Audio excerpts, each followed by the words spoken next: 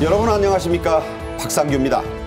윤석열 대통령이 취임 2주년 기자회견에서 부총리급의 저출생 대응부처를 신설하고 의료개혁은 자유민주주의적인 설득으로 뚜벅뚜벅 실천하겠다고 밝혔습니다. 회견 내용을 자세히 풀어드리겠습니다. 대통령 취임 2주년 특집 기획, 오늘은 그 마지막 시간으로 발로 뛴 영업사원 1호의 민생경제 행보를 돌아보겠습니다. 20번 넘는 분야별 민생 토론회와 현장 방문, 금융투자소득세 인하 방침 등을 집중 분석해드리겠습니다. 박성원 서울신문 논설위원, 최양호 기업정책연구원장과 함께 말씀 나누겠습니다. 어서 오십시오. 반갑습니다. 네, 안녕하세요. 네. 윤 대통령은 21개월 전에 취임 100일 기자회견 때보다 40분 이상 길게 기자들의 질문을 사전 조율 없이 받았습니다. 먼저 영상으로 요약해 보겠습니다.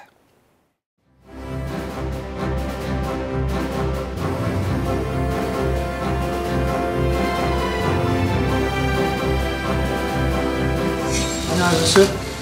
요새 좀 자주 뵈는 것 같습니다.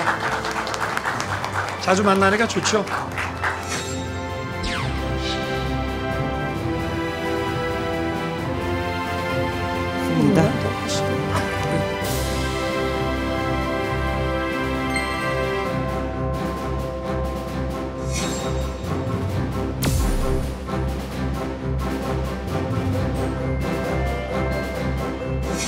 봄은 깊어가는데 민생의 어려움은 쉬 풀리지 않아 마음이 무겁고 송구스럽습니다.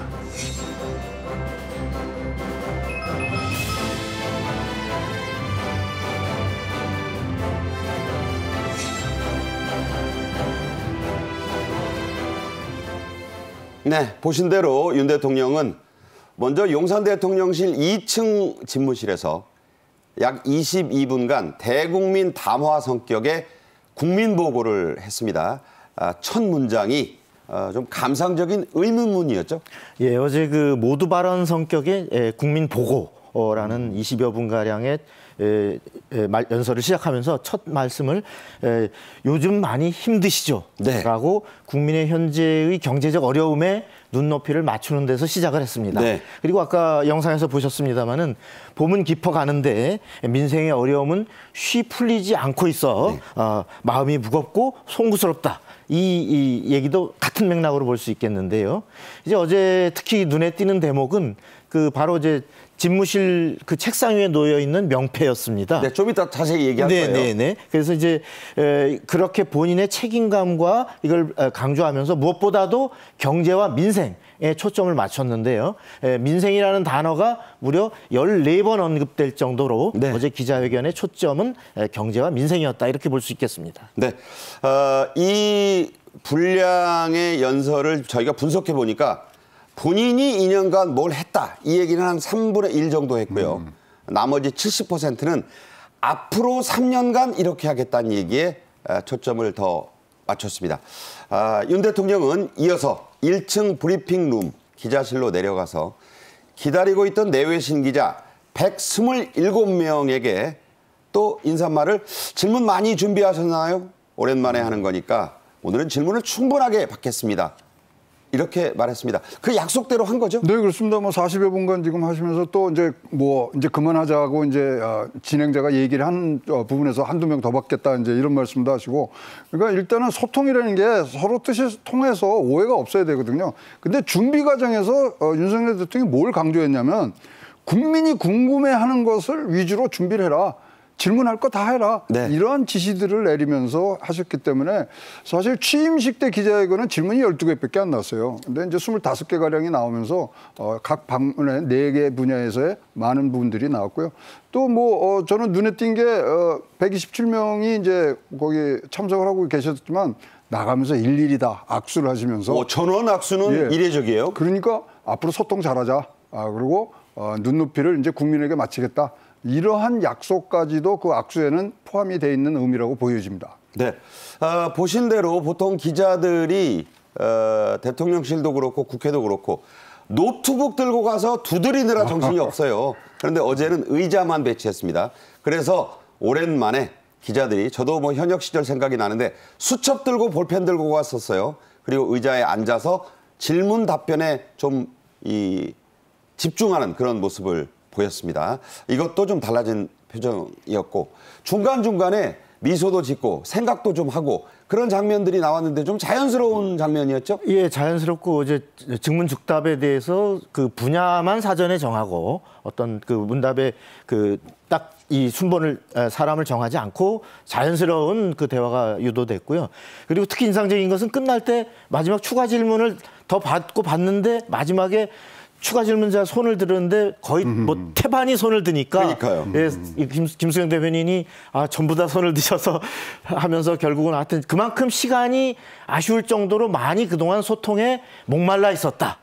그러니까 그런 걸 보여주는 장면이겠습니다. 추가 질문하면서 간간히 뭐 또 궁금하신 거 있나요? 네, 그리고 마지막에 한두 분 더 하시죠. 네. 자, 이거를 제목으로 뽑으신 분들이 많았어요. 그렇습니다. 예, 대통령이 그 많은 어렵게 마련된 이 자리에서 더 궁금한 것 더 물어보시고 또 본인도 더 하나라도 더 설명하려고 하는 이런 어떤 소통의 그런 장면이었습니다. 네. 자, 노트북 없이 하는 저런 그 기자회견, 간담회. 앞으로도 좀 기자분들도 노트북 무거운 거 모두 똑같이 들고 다니지 않았으면 하는 생각을 저도 해봤습니다. 앞서도 잠깐 언급이 됐지만 국민보고, 이 대국민 담화 형식의 국민보고를 할 때 앞에 놓인 영어 명패 얘기를 좀 더 하겠습니다. 원래 해리 트루먼 전 미국 대통령이 자주 썼던 좌우명으로 유명하고 그때도 해리 트루먼 대통령이 이걸 선물 받았고 저 글자 그대로를 이제 바이든 대통령이 모사해서 지난번 미국 국빈 방문 때 선물한 거예요. 자, 그 뒤에는 원본에는 I'm from 미주리라고 쓰여 있고 앞에는 The box stops here라고 쓰여 있다죠? 예. 이 명패 더벅 스탑스 히어 그 우리가 여기 더벅이라 그러면 뭐 유래 여러 가지 설이 있습니다만은 아이스하키에서 보통 그 어떤 이 공을 쳐서 슛을 할 거냐 패스할 거냐라고 하는 그 결정을 내려야 되는 그 공을 보통 더벅이라고 표현한다고 하는데요.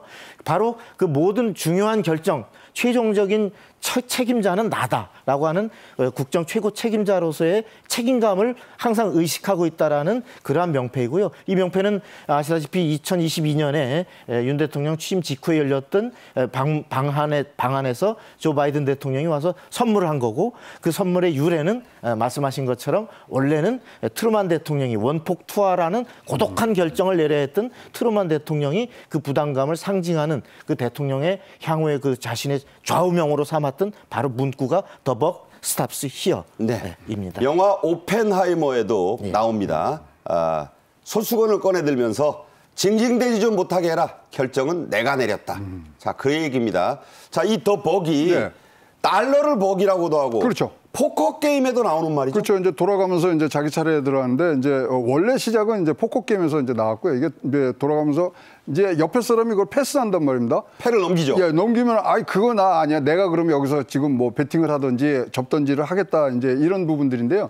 저 명패가 얼마나 우리나라에도 지금 이 영향이 있었냐면 사실 트루먼 대통령이 한국 전쟁에 파병하는 때 바로 앞에 놓였던 그 명패입니다. 그러니까 이제 그때 파병 결정을 해서 워커 장군이 안 왔더라면 대한민국이 지금 민주주의 국가라는 보장이 없어요. 예. 아까 말씀하신 대로 원폭 투하도 거겠죠. 마샬 플랜, 나토 이런 것들이 저 명패 뒤에서 결정이 된 부분들이니까 그런 부분들이고 사실 앞에 나온 얘기는 당일을 얘기를 하는 거죠. 근데 뒤에 나오는 I'm from 미주리는 존재의 이유를 얘기하는 거죠. 나는 미주리 사람. 네. 그런데 미주리가 어떤 주냐면은 쇼미 스테이트예요.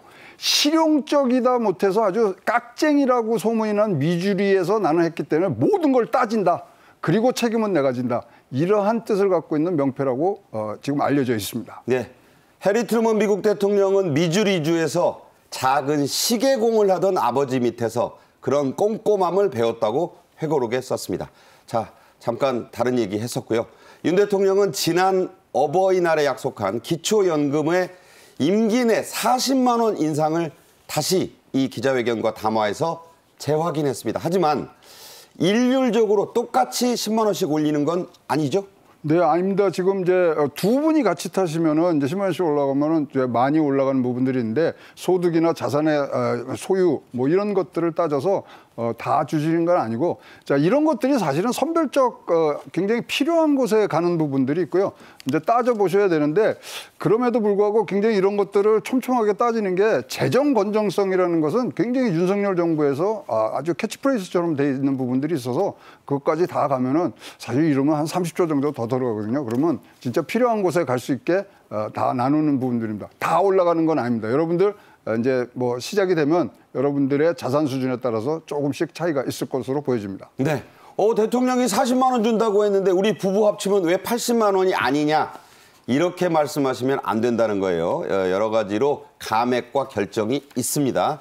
잘 따져보십시오. 자, 윤 대통령은 부총리급을 수장으로 하는 가칭 아직 뭐 국회에 통과해 봐야 되니까 저출생 대응 기획부란 걸 신설하겠다고 밝혔습니다. 국가 역량을 이 저출생 문제에 모두 끌어모아서 아주 공격적으로 대처하겠다는 말도 했죠. 예, 그렇습니다. 그 저출생 문제는 그야말로 국가 역량을 총동원해야 될 과제이기 때문에 이 부분을 부총리급의 저출생 대응 기획부를 신설을 해서 관련 부처, 즉 교육, 노동, 복지 등을 다 총괄해서 조율토록 하겠다라는 것이 어제 밝힌 내용이고요. 이 저출산 문제는 그야말로 국가 비상 사태로 대처해야 되기 때문에 기존의 저출산 고령사회위원회와 같은 자문기구로서 할 수 있는 한계가 있고 그래서 인사권, 조직권, 예산, 법률 제출권까지를 가지고 있는 정식 부처로 총괄 부처로 만들겠다. 네. 이런 구상을 밝혔습니다. 물론 정부조직법을 고쳐야 하기 때문에 야당 얘기와 동의를 얻어야 되겠고요. 또 이게 이제 경제사회부총리가 각각 있는데 세 번째 부총리가 나오면 어떻게 업무 분장을 할지 등은 앞으로 좀 논의를 해봐야 되는 과제죠? 예, 그렇습니다. 그 부총리 현재 그 교육부 장관이 사회부처를 총괄하는 부총리로 역할하고 있는데 지금 말씀하신 것처럼 인구를 총괄하는 이런 부처가 부총리로 새로 신설되면 아무래도 여기에 사회부총리격을 맡기게 되면 기존의 부총리에 대한 역할도 조정이 돼야 되고 또 관련 부처 아까 노동교육부 등의 관련 업무 기존에 또 여성가족부의 업무 이런 부분들도 다 이관 내지 조율되는 이런 과정이 필요해 보입니다. 네. 자, 줄여서 저고위라 불리는 저출산 고령사회위원회가 이 저출생 대응 기획부라는 신설부서로 부처로 바뀌면 자, 뭐가 어떻게 달라지게 될까요? 한마디로 줄여서 말씀드리면요. 경제기획원이 새로 탄생된다고 보시면 됩니다. 인구기획원인가요? 그렇죠. 이제 기획원에서 그렇다면 왜 그러냐면 우리가 옛날에 경제기획원을 통해서 각 부처에서 있던 갈등이라든가 이렇게 서로 협력해야 되는 부분을 컨트롤 타워로 갔거든요. 근데 이 저출산이란 문제는 절대적으로 많은 부처들이 지금 뭐 교육부터 육아까지 다 들어와야 되기 때문에 그거를 할 수 있는 컨트롤 타워를 지금 가고요.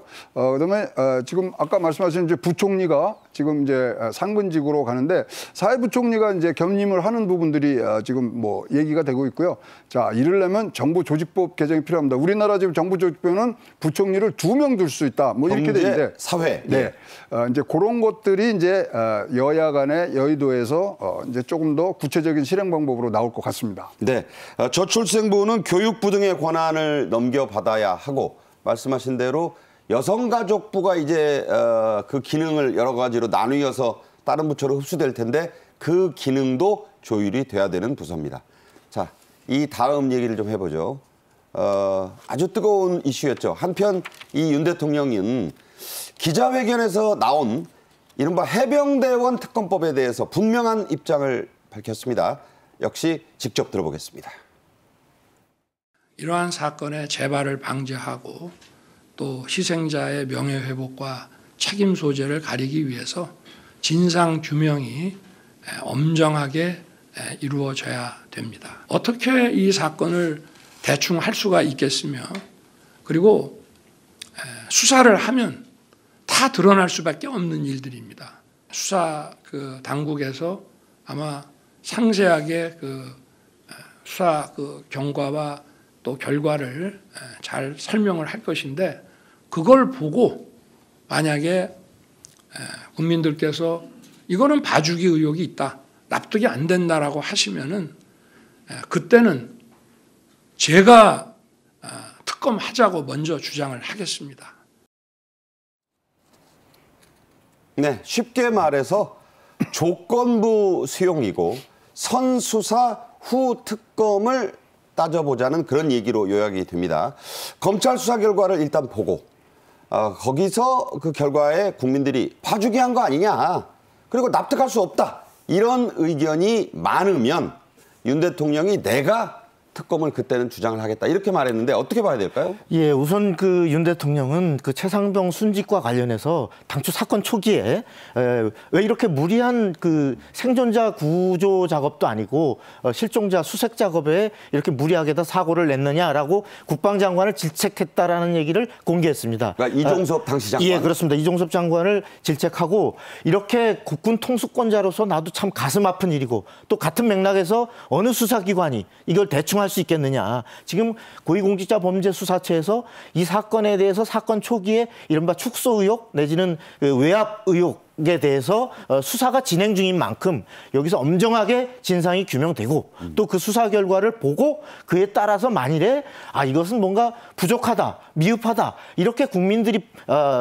말씀을 하시게 되면 그건 내가 나서라도 특검을 먼저 주장하겠다라면서 강력한 의지를 피력했는데요. 이것은 현재 야당이 제출해 놓은 최상병 특검법에 대해서는 부정적인, 이 상태로는 현재로서는 수용하기 어렵다라는 것을 시사한 것으로 보입니다. 네. 자, 이제 다음 얘기로 넘어갑니다. 앞서도 언급된 윤 대통령의 민생 경제 걱정 얘기를 좀 더 해보겠습니다. 담화 첫 문장도 민생이었고, 민생이란 단어가 14번이나 나왔고, 경제는 물론 그보다 더 많이 나왔습니다. 직접 들어보시죠. 봄은 깊어가는데 민생의 어려움은 쉬 풀리지 않아 마음이 무겁고 송구스럽습니다. 현장에서 만난 국민들의 안타까운 하소연을 들을 때면 가슴이 아프고 큰 책임감을 느꼈습니다.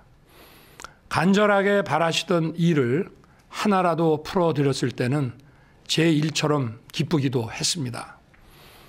그렇게 국민 여러분과 함께 울고 웃으면서 지난 2년간 쉴 틈 없이 뛰어왔습니다. 요즘은 일일이 셀 필요 없이 컴퓨터가 세줍니다. 9,660자였습니다.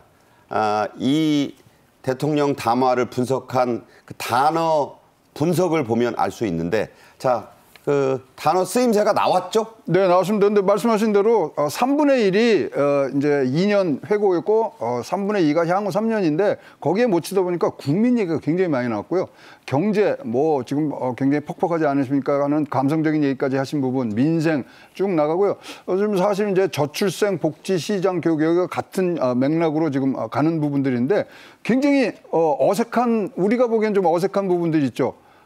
가장 많이 쓰신 단어가 사실은 자유였거든요. 네. 취임사에서 35번, 그다음에 정치인문 선언할 때 22번 쓰신데, 과거에. 예, 과거인데 요번에는 3번밖에 지금 안 쓰셨고, 네. 그래서 이것은 이제 축이 국민으로 어떤 이 사실 우리가 대상하고 있는 자기가 책임져야 될 그런 조국이라는 큰 테두리를 국민에게 지금 마치고 경제에 맞추는 부분들로 많이 지금 굉장히 전환하신 것 같고요. 그러다 보니까 저는 개인적으로 이런 부분들이 있어요. 말씀하시는데 느낀 거는 국민이 체감하는 변화가 부족했다는 걸 인정하신 것 같고, 네. 앞으로 정부 정책에 소통하는 부분들에 있어서 조금 더 많은 시간을 할애하겠다는 뜻으로 보이는 과정에서 국민 경제 이런 것들이 자유보다는 훨씬 더 많이 나온 그런 이 기자회견이었다고 보여집니다. 네. 외신 기자들은 러시아, 우크라이나 문제도 물었어요. 그런데 이제 오늘은 이 얘기는 다루지 못합니다. 내신 기자들은 경제 관련 얘기를 했고 물가 문제를 집중적으로 물었습니다. 윤 대통령의 답변도 매우 구체적이고 상세했습니다. 그 한 대목 직접 들어보시죠. 저는 뭐 경제 어떤 지표를 관리하는 데 있어서 제일 중요한 것을 물가에 두어봤습니다. 제 취임 이후로 지금까지. 그리고 지금 이 장바구니 물가는 뭐 지금 모든 경제 부처가 달라붙어서 철저하게 지금 관리를 하고 있고요. 수입 원가를 좀 낮추고, 그리고 수입선을 더 다변화시켜가지고 좀 더 싼 이런 식자재들, 식품들을 저희들이 확보할 수 있도록 그렇게 지금 범세계적인 이런 그 루트와 그 시장을 조사하고 있다는 말씀을 드리겠습니다. 어찌 됐든 모든 수단을 강구해서 장바구니 물가와 이 외식 물가를 잡는데 정부의 역량을 총동원하겠습니다. 네, 소비자 물가는 3.1 하다가 4월 들어서 2%대로 하락을 했습니다. 하지만 문제는 여전히 고공행진을 하고 있는 신선한 과일, 뭐 사과, 배 등의 값인데요. 어떻게 나오고 있습니까? 네, 지금 2%대로 2.9%대로 떨어지면서 2% 내로 잡으면서 물가 관리에 대해서는 뭐 멀고 긴 길이지만 계속적으로 좋은 얘기들이 지금 나오고 있고요. 사실 이제 과일들은 기후가 너무나 영향을 많이 줬던 부분들이 있어서 생산량이 이제 부족하고요. 그럼 왜 사과 같은 거 왜 수입을 해서 좀 이거 풀면 안 됩니까? 이러는데 할 수 없죠. 네, 사과나 이런 과일들은 WTO에서 8단계에 지금 이 과정을 거쳐야 되는데요. 2010년도에 시작한 일본이 지금 8단계에서 5단계가 있거든요. 굉장히 이 부분들은 조금 우리가 이해를 해야 되는 부분들인데요. 뭐 작황이 좋아지고 이러면 분명히 잡을 수 있는 부분들이 굉장히 많습니다. 특히 뭐 배 같은 게 102% 오른 부분들은 여러분 특이한 사항이라고 이해해 주시는 것이 조금 더 편하시리라고 생각을 합니다. 그러니까 기후 문제 때문에 지난해 한 해 뭐 가뭄, 강풍 때문에 작황이 나빠서 일단은 수급적 문제가 생기는데 그렇죠. 국민들은 그래도 아이 사과배도 못 먹냐 이런 얘기를 지금 계속 하는 거예요. 근데 목표점이 물가라는 거는 현재보다 향후에 어떻게 일어나는 게 더 중요하기 때문에 지금 2%대의 목표치에 지금 계속적으로 근접하고 있습니다. 그러나 지금 뭐 이 부분이 굉장히 뭐 1%대로 떨어질 그 부분 가능성은 없고요. 그 대신 우리가 상수로 여기면서 가야 되고요. 대통령이 또 말씀하신 게 농수산 가격 잡는 거는 이제 자기가 어떤 노하우를 가졌다 이런 내용을 말씀하셨기 때문에 기대가 크면서 우리도 조금 더 그 기대에 맞는 이해도를 갖는 것도 좋다고 생각을 합니다. 개인적으로요. 네. 어차피 이제 올해 사과 배는 틀렸잖아요. 그렇죠. 그러면 이제 새 과일이 나올 텐데 햇과일. 네. 이때는 좀 풀리겠습니까? 네, 햇과일 나오기 전에 지금 갖고 있는 계획은 뭐냐면 대체 과일들이 많지 않습니까? 요새 이제 다른 나라에서 들어오는 뭐 대신 뭐 망고 먹어라, 오렌지 먹어라 등등이 그런 기간만 지나면은 이것이 뭐 풀릴 수 있는 부분들이고요. 이 과일값은 말씀하신 대로 햇과일이 나오기 전까지는 좀 저희들이 고생을 해야 될 부분들이 있다고 생각을 합니다. 네, 주목해 주실 부분은 물가가 올랐다 하는데 그래프에 나와 있습니다. 3.1, 3.1, 2.9 비교적 안정. 물론 더 떨어지면 좋지만 그 점을 분명히 이해하셨으면 좋겠습니다. 자, 이어서 다음 주제로 또 넘어가죠. 윤 대통령은 기자회견에서 금융투자소득세, 이른바 금투세 폐지에 대한 소신을 다시 한번 강조를 했습니다. 그러면서 야당도 좀 협조해 주시라 이런 당부를 했는데요. 직접 들어보겠습니다. 금투세를 폐지하지 않는다면은 우리 증시에서 엄청난 자금이 아마 이탈이 될 것입니다. 그래서 1,400만의 개인 투자자들에게는 막대한 타격이 예상됩니다. 앞으로도 이 문제는 국회에 좀 강력히 좀 협력을 요청하고 특히 야당의 협조를 구할 생각입니다. 네, 민주당은 일관되게 이 부자 감세다라고 하면서 이 반대를 하고 있는 사안이에요. 그런데 윤 대통령은 금투세 폐지는 필수적으로 해야 된다. 1,400만 일반 투자자, 뭐 소위 개미라고 하는 분들이 그렇게 많습니다. 그래서 야당도 좀 이 문제를 이해해주고 협조해주기를 바란다. 그게 필수적이다. 이렇게 얘기했는데 앞으로의 전국으로 볼 때 어떻게 전망을 하세요? 예, 쉽지는 않아 보입니다. 말씀하신 것처럼 이 금투세라고 하는 것은 우리가 주식, 채권, 펀드, 파생상품 이런 데서 일정 금액 이상의 소득을 올리는 사람에게 물리는 세금인데요. 이거 원래 작년부터 시행할 예정이었습니다. 그러나 이것이 주식시장을 침체시킬 어떤 그 우려 이런 것 때문에 시행을 현재 2년째 연기하고 있는데 이제 그 내년 시행을 앞두고 정부는 이것을 아예 폐지해야 된다. 대통령 어제 말씀도 있었습니다만은 이걸 폐지하지 못하면 우리가 그 증시의 자금이 대거 이탈할 수 있고 1,400만 주식 투자자들이 막대한 타격을 입을 수 있다. 그리고 대만의 경우도 이 금투세를 시행하려다가 주식시장이 난리가 나서 결국 못했다. 이런 논리를 제시하면서 어떤 야당의 협조를 요청을 했는데 야당은 이 금투세를 폐지하는 것은 부자 감세다. 예. 이러한 논리로 굉장히 강하게 반대를 하고 있습니다. 그래서 설득이 이루어지지 않는 한 법 개정이 쉽지 않을 것 같다. 금융 전문가십니다. 네. 우리 최양호 원장이. 이 문제에 대해서는 여러 가지 이유가 있을 수 있어요. 그런데 대만의 경우를 예를 들었고 또 선진 외국도 좀 따져봐야 되거든요. 그렇죠. 이 문제에 대한 견해가 어떠세요? 사실 이게 일본의 지금 제도들을 많이 갖고 왔는데요. 일본이 이것을 자기네들이 최고의 지금 최고치를 지금 경신하고 있는 부분들이 빌드업을 10년 이상 한 겁니다. 그래서 이것을 너무 빠르게 진행하면 항상 이 금융시장은 외부의 어떤 이 자극에는 굉장히 민감하게 반응을 하거든요. 따라서 이거는 로드맵을 잘 정해서 10여 년간 하면 일본이 지금 몇 달째 지금 최고치 경신하는 것처럼 우리도 갈 수 있는 부분들이 굉장히 있고요. 이제 글로벌 스탠다드에 조금 더 가까이 가는 데서는 이러한 제도들이 필수적으로 있어야만 되는 그런 실정입니다. 네, 역시 이것도 소통입니다. 협치의 한 부분일 수 있습니다. 곧 21대 국회가 끝나고 22대가 개원이 되는데 협치와 소통을 통해서 풀어야 될 문제, 그 중심은 국민입니다. 윤 대통령은 또 기회 있을 때마다 공무원들도 좀 확 바뀌어야 한다면서 혁신을 강조해왔죠. 파격적인 성과주의 같은 민간 제도의 도입이 필요하다. 이런 얘기를 계속 해오지 않았습니까? 지금요, 윤석열 대통령의 경제에 대한 기조는 딱 한마디로 뭐냐면 시장 경제에 민간 주도로 기조로 하는 겁니다. 그렇다면 이 시스템을 맞춰서 할 수 있는, 그리고 그걸 지원해야 되는 공무원들의 제도도 거기에 맞춰서 가자 이거죠. 그렇다면 장관보다 연봉이 더 많은 그런 주무관들이 나와야 되고, 이 소위 말하는 먼저 치고 나가는 그런 선취적이고 아주 좋은 색다른 아이디어를 낼 수 있는 부분들로 이제 우리 공무원 사회를 바꿔보자. 그래서 사실 이관섭 전 비서실장 수석 시절에 이거를 관리할 수 있는 태스크포스까지도 만들었었거든요.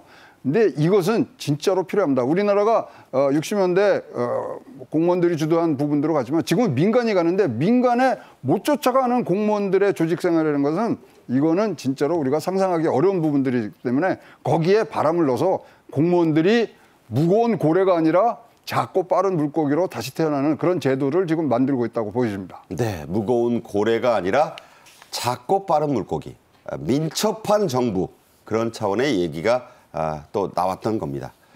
그러면서 윤 대통령은 국무총리와 부총리 장관들을 깜짝 놀라게 한 지방 공무원 얘기를 꺼냈었습니다. 그 장면 직접 들어보겠습니다. 충주시의 홍보를 맡은 젊은 주무관은 충TV라는 유튜브를 만들어서 참신하고 재미있게 정책 홍보를 해서 구독자가 충주 인구의 2배를 넘어섰다고 합니다. 이러한 혁신이 필요한 것입니다. 네, 저 발언 이후에 숱하게 나왔던 그 공무원, 얼마 전에 보니까 지상파 TV 예능에까지 진출을 했습니다. 이제 섭외하기도 힘든 인물이 됐는데, 자, 이 충TV 공무원 얘기를 꺼낸 것이 결국은 우리 공무원들의 어떤 변신 모델, 원래 공무원이 아니었던 그런 젊은 이었잖아요. 어떻게 보십니까? 공무원이라는 분들이 아무래도 특성이 이제 어떤 규칙, 그다음에 어떤 루틴 이런 것들을 중시하다 보면 사실은 국민들에게 공감할 수 있는 이런 형태의 어떤 정부 정책을 알기 쉽고 친근하게 다가갈 수 있는 홍보에 좀 약하지 않느냐, 이런 측면을 바로 대비적으로 보여주는 이제 저 부분이 이제 충주 공무원인데, 대통령께서는 저 부분을 예로 들면서 우리도 철저하게 공감과 소통에 중점을 둔 이런 홍보를 하도록 어떤 변신을 주문한 그런 사례라고 볼 수 있겠습니다. 네. 그리고요, 또 이 대형마트의 의무 휴업 일을 지금까지는 주말 휴일이었는데 이걸 평일로 바꾸지 않았습니까? 이것도 현장에서 예상치 못한, 또 예상했던 그런 변화를 가져왔죠? 예, 이 대형마트의 그 휴일 의무 영업 규제는 아시다시피 원래 그 골목 상권 또 전통시장 이런 데를 좀 보호하자라는 취지로 이제 한 10여 년 시행이 됐습니다. 그 서비스 산업 발전 기본법에 이런 그 일요일 그 영업 금지를 규정했었는데 한 10여 년 시행하고 보니까 이건 그 휴일날밖에 사실은 가서 장 보고 이럴 시간이 없는 많은 직장인들이나 많은 시민들이 상당히 불편하고, 또 하나는 이렇게 해서 과연 전통시장이나 골목상권에 부양 효과가 있었느냐, 별로 없다라는 게 데이터로 나왔습니다. 네. 예, 그러면서 이제 그 지자체별로 그러면 융통성을 발휘해서 그 꼭 휴일날 금지하는 게 아니라 이것을 평일로 옮겨서 월 2회의 의무 휴업을 진행하면 어떻겠냐, 이렇게 조례를 개정한 지자체들이 나오기 시작했어요. 그래서 작년에 우리가 그 청주시, 그다음에 또 대구시, 그리고 올 1월부터는 그 서울 서초구에서도 네. 이제 이런 그 변화된 영업 융통성 있게 이렇게 하다 보니까 해보니까 좋다. 80%의 그 주민들이 만족도를 표하고, 또 실제로 인근 전통시장도 오히려 일요일날 장 보러 나온 김에 전통시장에서 들려서 보고, 그래서 오히려 윈윈한다. 이렇게 해서 상당히 만족도가 높아서 앞으로 많이 확산될 것 같습니다. 네. 사실 이런 정책은 그 윤석열 정부가 굉장히 추진해온 킬러 규제 철폐와 직결돼 있는 대목인데요. 우리가 어떤 신발 속 돌멩이처럼, 또 발목을 잡는 모래주머니처럼 결정적인 시민의 불편, 또 경제의 기업 활력을 가로막고 있는 이런 규제는 철폐해야 된다. 이런 맥락을 같이 하는 규제 완화의 효과라고 할 수 있겠습니다. 네. 예.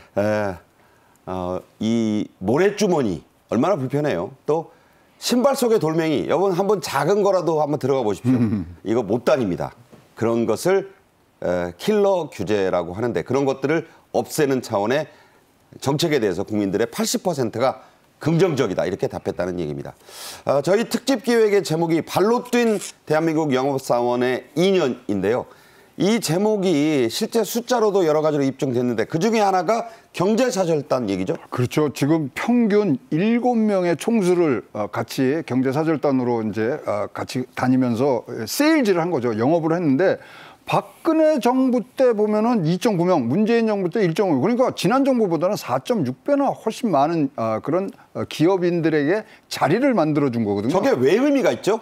왜냐하면 자, 이제 우리나라의 이 국정의 총수가 와서 얘기를 할 때 다른 총수들이 얘기해서 쭉 얘기하면은 그거만큼 신뢰가 가는 자리가 없거든요. 그러니까 그냥 공무원들이 얘기하는 것보다는 다르죠. CEO들이 얘기하면. 그렇죠. 그러다 보니까 얘기를 하고, 또 대통령이 함께 자리를 하는 외국의 어떤 비즈니스맨들도 굉장히 영향력이 있으신 분들인데, 그분들하고 한 자리를 만들어줘서 거기서 시작이 되게 하다 보니까 굉장히 좋은 영업 사원으로서 성적이 나왔고, 지금까지 지구 7바퀴. 네. 이거 작년에만 해도 13번의 해외 순방에 15개국을 다니셨거든요. 대단한 영업사원입니다. 네. 메달 하나 드려야 됩니다. 우리. 네. 현장 행보의 또 이 백미는 윤 대통령의 민생경제 토론회에 있습니다. 정말로 꾸준하게 이어졌고, 총선으로 뭐 선거 논란, 개입 논란이 있어서 잠시 주춤했지만 다음 주부터 다시 본격적으로 재개를 한다고 하는데, 자, 민생행보 합쳐보니까 뭐 전통시장 방문까지 하면 40번이 넘는다고 그래요? 네, 실제로 보면 이제 현장 방문도 그렇고, 중요한 것은 이 민생 토론회라는 것은 주요 정책이 현장에서 어떤 효과를 발휘하고 있는가, 그리고 현장에서 우려되는 것이 무엇인가를 생생한 그 목소리를 듣겠다라고 하는 취지에서 윤석열 정부 들어서 그 지역별로 주요 정책별 테마에 맞는 현장을 직접 대통령이 가서 주재하면서 그 현장의 목소리를 24번 현재 듣는 토론회가 진행이 됐습니다. 네. 그런데 여기서 이제 각종 제기된 과제가 한 240여 건, 244건 정도 되는데, 이것을 그냥 토론만 하고 그치는 것이 아니고 어떤 직접 그 총리실 또 대통령실에서 직접 후속 조치 상황을 챙겨서 반드시 피드백이 돼서 어떤 빈말로 그치는 토론회가 아니고 직접 결과물을 도출하는 그러한 토론회가 되도록 하겠다라고 아주 의지를 갖고 추진해 왔었습니다. 근데 이것이 이제 지난 총선 때문에 좀 미뤄졌다가 다시 다음 주부터 재개되겠다라고 어제 기자회견에서 밝혔고요. 이 대상 지역에는 특히 그동안 못 간 곳이 한 4군데 있는데 TK. 예, 경북, 전북, 광주, 제주 이런 곳도 곧 방문을 해서 그러니까 정치적 오해를 피하려고 일부러 또 안 갔었던 거예요. 그렇습니다. 이런 데서도 민생 토론회를 하겠다라고 밝혔습니다. 윤 대통령은 이런 민생 토론회를 지역에서 한 뒤에 꼭 그 지역의 전통시장에 갔습니다. 그 가운데 몇 장면을 저희가 요약해 봤습니다. 네, 경기도 의정부 제1시장, 시장이 하도 많았어요. 1월 25일의 모습이었고 늘 저렇게 직접 들어가서 일일이 상인들 또 하고 악수하고 꼭 사 드시죠. 네, 직접 또 계산을 해서 사 드시는데 계속 이 상인 여러분들은 이렇게 악수, 사진 찍고요. 단순한 방문에만 그치는 게 아니라 직접 또 맛을 봅니다. 네. 그걸 진짜 진심으로 드시는 것 같아요. 네, 그렇게 해서 이번에는 청남 서산의 서산 동부전통시장. 대통령 방문 때문에 몰랐던 전통시장의 이름을 많이 알게 됐다. 이런 분들도 있습니다. 창원에 있는 마산어 시장. 저기 대단히 큰 시장입니다. 자, 윤석열 정부는 이런 행보를 했고요. 이 저출생 문제의 해법을 부영 같은 민간 기업에서도 찾고 있습니다. 부영그룹의 사례도 좋은 그 케이스로 보고 지금 참고할 방침이죠. 네. 그리고 거기에 세제 혜택을 아주 충분히 해줘서 이 기업들이 더욱 참여하게 이제 만들 부분들인데 몇 번 말씀을 드렸지만 아프리카 속담에 이런 게 있습니다. 한 아기를 키우는 데는 온 마을이 필요하거든요. 네. 정부의 정책으로 하더라도 기업이 같이 와주고 또 당사자들인 부부들이 이제 아기를 많이 낳을 수 있는 여건들을 만들고 기업에서는 그것들을 다 품을 수 있는 정책들을 가야 되는데 사실 부용 같은 데는 1억씩 주면은 굉장히 회사에 부담이 되거든요. 그렇죠. 그런 데에 대해서 세제 혜택 등을 아주 강하게 해줄 수 있는 그런 지원 방법을 지금 얘기해라. 사실 우리나라의 저출생 문제는요. 모든 것에 앞서서 해결해야 될 문제이기 때문에 다 같이 해야 됩니다. 기업, 정부 그리고 당사자들까지 다 같이 참여하는 프로그램들이 많이 나왔으면 좋겠습니다. 1억 원을 준다면 나도 출산하겠다라는 응답자가 63%였어요. 물론 돈 때문만이 아니라 그 정도의 지원을 해야 이 젊은이들 결혼 출산을 향해서 움직일 수 있다. 이런 지표가 나왔다는 뜻입니다. 한덕수 국무총리가 시골 마을에 아이가 태어났다. 참 오랜만으로 아이 울음이 들렸다는 말에 아무 연고도 없는데 이 돌잔치에 직접 참석해서 돌잡이 하는 거 보고 선물을 주기도 했습니다. 직접 보겠습니다. 네, 백곡면. 그 진천에 있다고 그래요. 이 아기 돌잔치가 열린 게 3년 만이라고 하니까 정말 얼마나 오랜만이. 깜찍하지 않습니까? 직접 총리가 갔어요. 아무 연고가 없습니다. 한 씨도 아니고. 네, 저렇게 가서 할머니 또 부모들하고 인사합니다.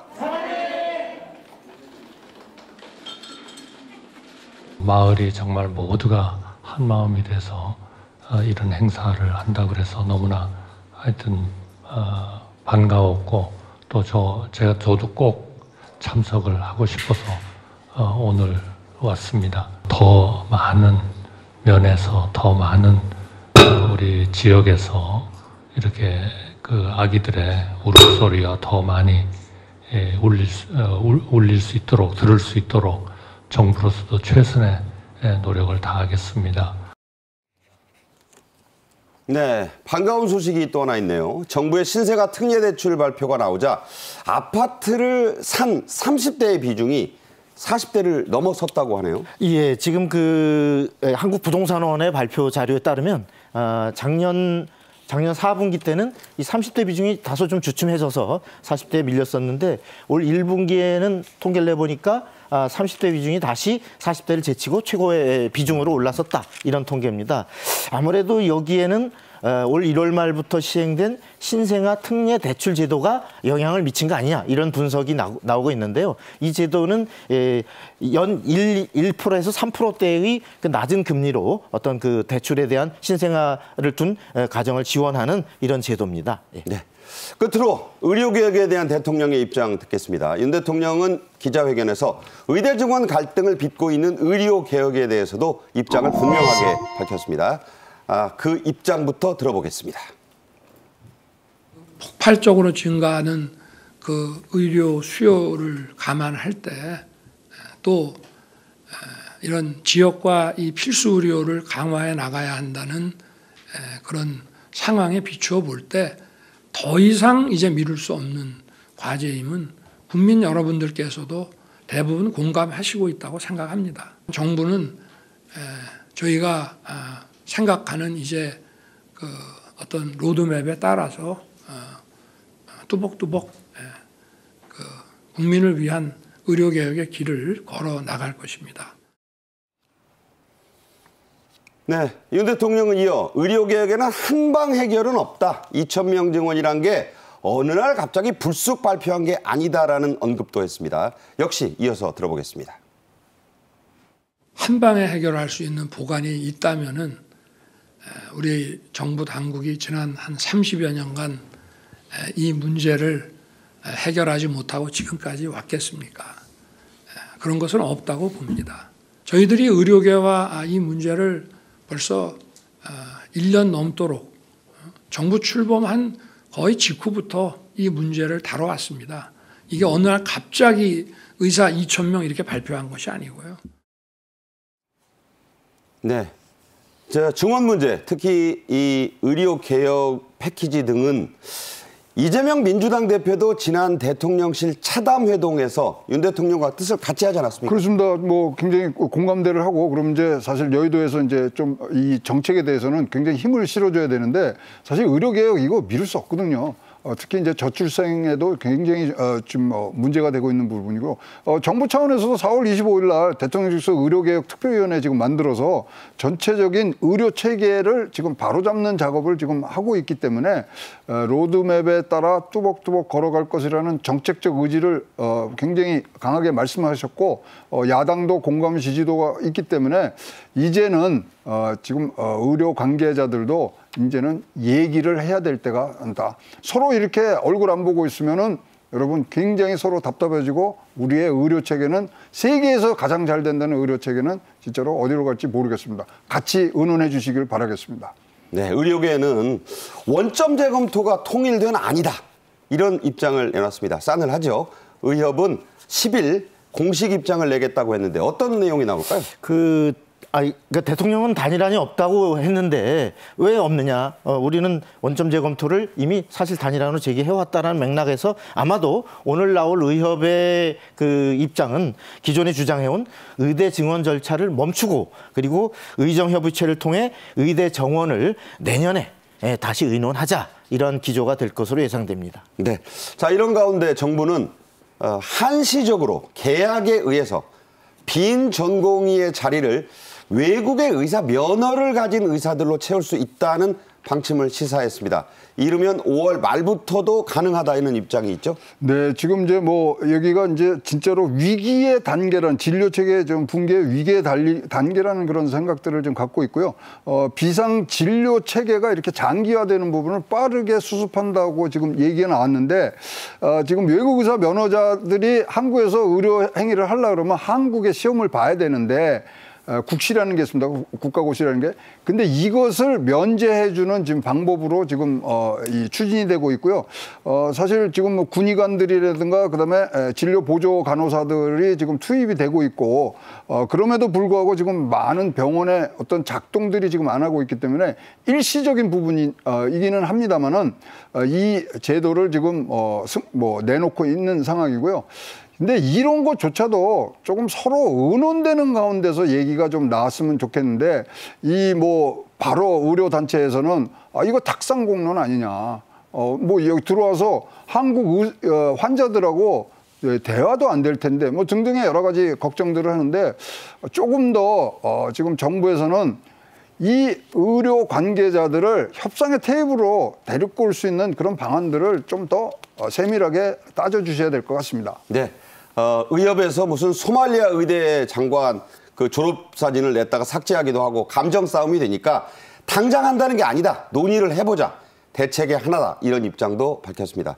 끝으로 조규용 보건복지부 장관의 입장 소개합니다. 대통령 담화 그리고 기자회견의 즈음에서 의료 개혁에 대한 입장 역시 발표를 했습니다. 어떤 내용입니까? 예, 조규용 장관은 의료 개혁은 왜곡된 의료 체계를 바로잡는 첫걸음이다라고 강조하면서 국민 생명과 필수 의료진의 자긍심을 높이기 위한 의료 개혁은 끝까지 완수하겠다라는 의지를 다시 한번 확인했습니다. 구체적으로는 비상 진료 체계로 장기화되면서 현장 의료진의 피로가 증가하는 상황에서 이것을 어떻게 지원할 것인가라고 하는 문제와 또 하나는 의료 공급 체계가 상급 종합병원들은 중증 환자 중심으로 운영될 수 있도록 하는 그런 체계 개혁을 동시에 추진하겠다. 이것을 분명히 했습니다. 네. 장관도 저렇게 얘기하고 대통령은 그에 앞서서 분명한 입장을 밝혔습니다. 이제 한계점을 넘어서고 있다는 현장을 위해서 빨리 대화 테이블로 나와야 됩니다. 더 이상 이런 감정 싸움, 법정 다툼이 본질을 흐려서는 안 된다는 생각을 해봅니다. 지금까지 박성원 서울신문 논설위원, 최양호 기업정책연구원장과 말씀 나눴습니다. 잘 들었습니다. 고맙습니다. 금요일 생방송 정책인 이슈는 여기까지입니다. 토요일 오전에는 한 주간의 핵심만을 간추린 주간 정책인 이슈가 방송되니까요. 많은 시청을 부탁드립니다. 저는 다음 주 월요일 정오에 다시 찾아뵙겠습니다. 감사합니다.